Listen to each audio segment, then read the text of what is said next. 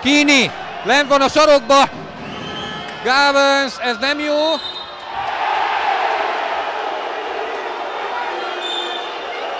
Gavenset figyelmeztetik, közben Mohácsi ütközött Csenelszel. Most fölugrott mindenki, aztán kap hideget, meleget Mohácsi. Amikor Pantelicset elkaszálták, akkor ülve maradt azért a hazai publikum.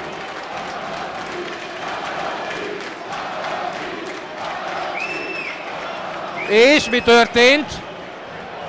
Ez volt az 5. faltja Gavensnek. Lehet, hogy kapott még egy technikait, azt nem tudom. Majd kiderül a dobásoknál.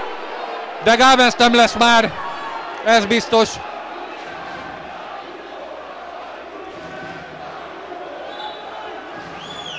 Henrik Róbert megy oda Gavenshez.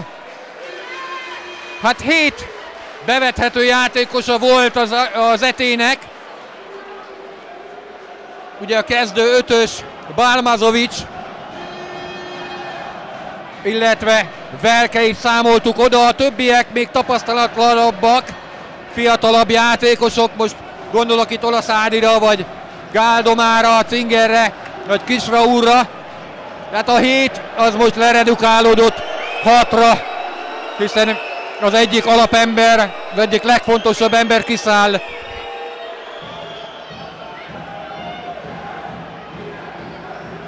Henrik Róbert vigasztalja Gavenst.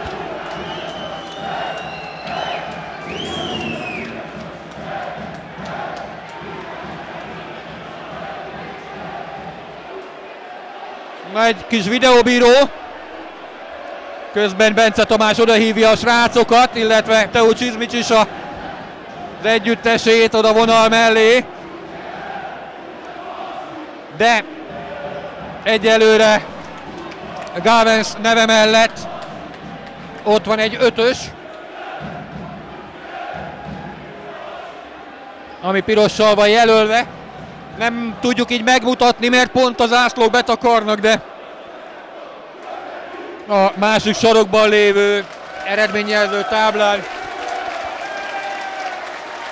egyértelműen látszik, hogy 5 faltja van Darren Gavensnek. Talán a kolléganő meg tudja mutatni. Na, ott van. 12 pont és az 5 falt.